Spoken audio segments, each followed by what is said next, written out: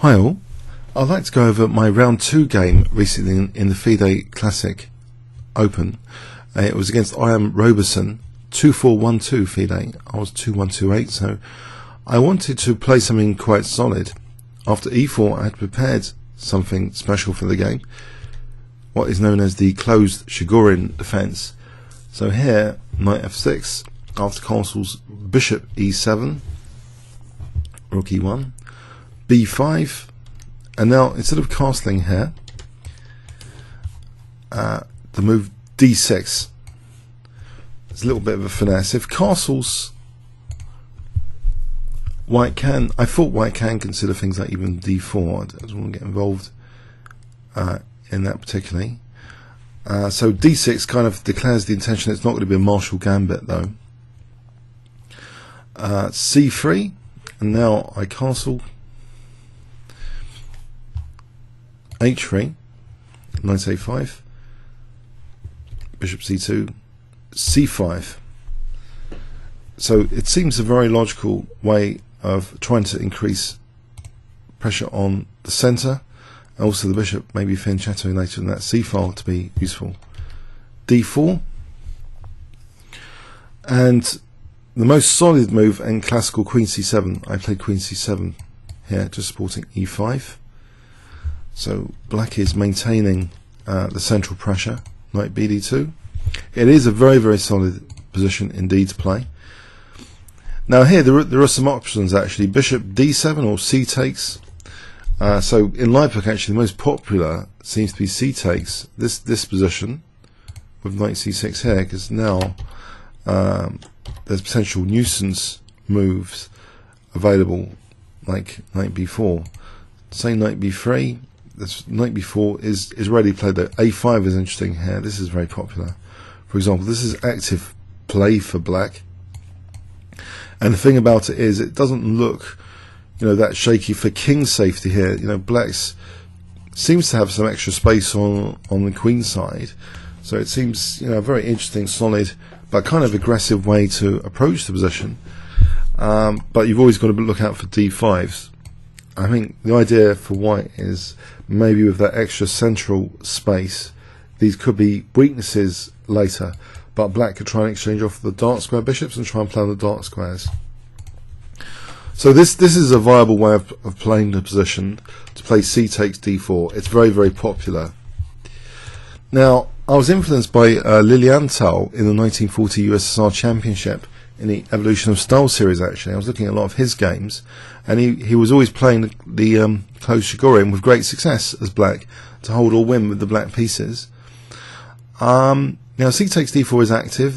Bishop d7. An example of bishop d7 in Livebook goes like this, where black has pressure on that c file, and this position here with a5 again. It looks as though it's an interesting sort of kind of standard position. There's even about 30 games from this position. Again, bishop d8. You see black's having this dark square play here, and white's potentially targeting b5. So it's an interesting position to start from, these positions. But I played actually knight c6, and white played d5, gaining space. But is it that significant? Okay, I was aware of some useful maneuvers as part of my preparation here, that this position, the knights can go here and here. If you make way for them, they can do that, and they'll be usefully controlling certain squares. So that was the plan, to move the knights here and here. So holding up the queen side first. b3, very interesting move. Maybe a takes is interesting. That's been played a lot before, and apparently white's supposed to be a bit better here. So b4. It's an interesting position. White's supposed to be a little bit better, but this b3 is an interesting way of playing things. Knight e8. So I'm preparing to fianchetto this knight. So I come up with I come to fianchetto this knight, and he's playing very aggressively on this side of the board. So with this g4 to stop any f5 from black, as well as clamp down even more with knight g3 now. So clamping down on this f5, you see all of white's pieces clamping down on f5. f6, so I'm making way for this knight to come to f7, and white proceeds with the second aggressive plan now, which is to play for f4.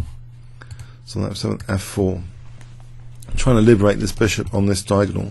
But you will note that the square strategy of both sides is interesting. Black's got a dart square provocation strategy here for f4 now to take on f4 rather than allow f5 with a significant space advantage. So taking f4, getting that e5 square, and trying to play on these like weakened dart squares in white's camp. Knight f3, bishop d7. So it's still fairly solid here. Yeah, now b4, I wanted to be able to play for this rook a5 maneuver. I thought after b4 maybe white can consider taking there, but you know, it's a backward b pawn, so I think it's about equal here. So c4 was played, and I played for rook a5 here, rook a8, queen e8, queen e2, pardon me, rook a5. Took on e5, takes bishop e3, and here I thought I was equal. The engine actually gives 0.00 to several moves here. I don't know about my move, queen a7, yeah, nearly 0.00 with this move as well. And here, you know, I'd offer the draw. I was only actually playing for a draw with the black pieces. And the reason for this historically is, you know, 2-3 years ago when I was playing in the Classic, I got really smashed by an IM. I didn't want to repeat that in the sort of dodgy Dutch defence. I wanted to play something to contrast from that game, where I got completely smashed. I wanted to play something solid and see, you know, if I could play in a classical style, just as an experiment. And apparently I can. But after the game, I did feel sick with myself. I wasn't really playing for a win. I was just playing for a draw. In fact, I mean, with the dart square play here, there is potential if white really wants to try and lose this. You know, if white carries on and play like this, you know, potentially I think black's got chances with things like bishop g5 here. So maybe, you know, I should have actually tried to play on. You can imagine. I mean, take this scenario. If white's not doing anything, we go back for this plan with bishop g5. White stops that, and okay, h5 is a bit ambitious here with everything on h5. So in theory, if there's no dark square play, it should be equal. So yeah, the position is pretty sterile, and it's not recommendable if you want to try and win with the black pieces. But against someone, you know, higher rated, I should have been happy with the draw, but actually I wasn't. In truth, I thought, why did I actually play like this? You know, I was being a bit of a chicken. I think sometimes history affects you. If you know, you have this bad experience of trying to play an aggressive opening against an IM and you get smashed, you know, you might play classically the next time. I think maybe that's part of human nature, adaptation. You try and adapt a little bit, and I try to, you know, try for a win in round 3 against Peter Wells with a very aggressive system prepared against Limzo, but that backfired kind of early, which I've shown you on the channel already. Unfortunately, later on in the tournament, by the way, I was gaining FIDE points to start off with in the tournament. And later on in the tournament, I'll show you that at some point, I played this Japanese player who was only barely 1900 and only like started on the FIDE list about 2-3 years ago. And he had actually beaten an IM earlier in the tournament and another 2100-ish player.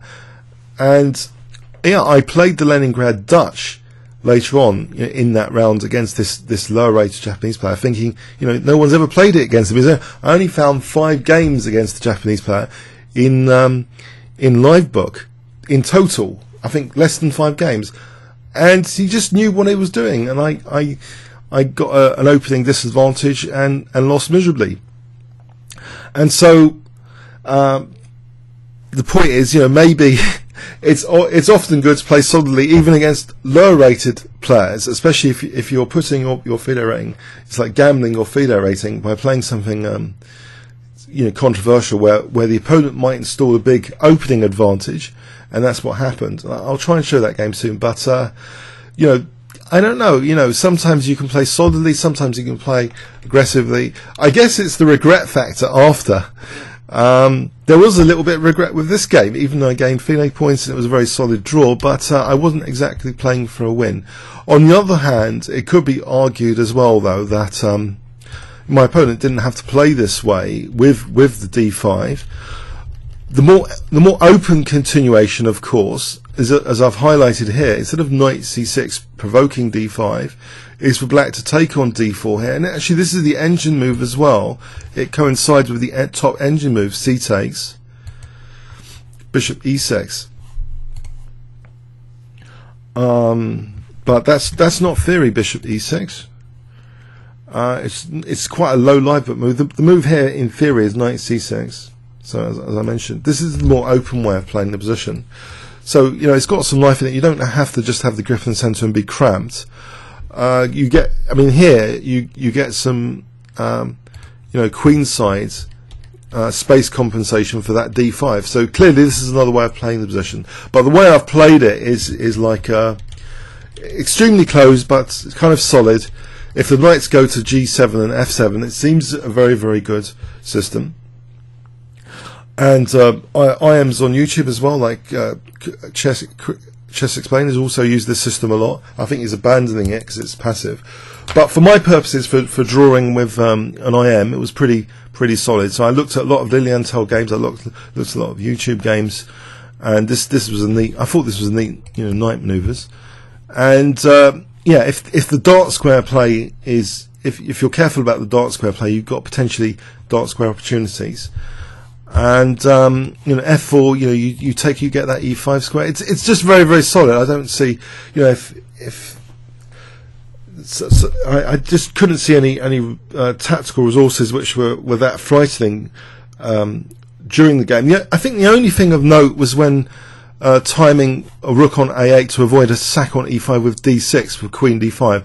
I was wary of things like that. But apart from a few little tactical tricks, things seem to be kind of solid all the way through here. But yeah, as I say, opening choice is kind of, it's very interesting. You're setting out your level of risk, how double-edged you want the positions to be. But I think, you know, when you play very double-edged openings, if they're well researched and you know the things behind them, then you're sort of, they're not as double-edged in practice, you would think, if you're well prepared. You know, you can play a very sharp line of Sicilian, get all the trump cards from it without suffering all the downsides if you're well prepared. So I think you can play, you know, very aggressive double-edged openings if you're well prepared. And you know, Nakamura is always proving that. You know, he's continually playing what seems to be risky openings, or Morozevich even more extreme. They're very well prepared. But yeah, against the much higher rated opponent, and you know, not wanting my IM game to be another complete smash if I played something really risky, I played this, but it was with some regret after. Okay, comments or questions on YouTube? Thanks very much.